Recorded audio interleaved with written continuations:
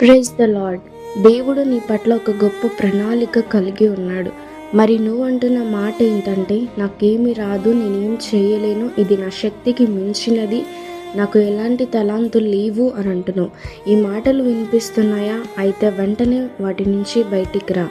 దేవుడు నిన్ను పిలుస్తున్నాడు. నీలాంటి వాళ్ళే ఆయనకు కావాలి.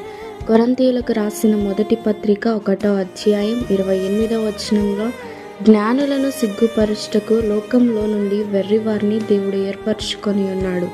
నిన్ను నన్ను దేవుడు ఏర్పరచుకొని ఉన్నాడు. అయితే మన దేవుడు ఎలాంటి వాడంటే, ఘనహీనమైన పాత్ర నుంచి ఘనమైన పాత్రగా చేయగలిగిన శక్తిమంతుడు. మనం ఎంటీ అయి ఉండొచ్చు, కానీ సమస్త మహిమ కలిగిన దేవుడు ఆయన యొక్క మహిమను మనలో నింపి ఆయన కొరకు వాడుకుంటాడు. God bless you all.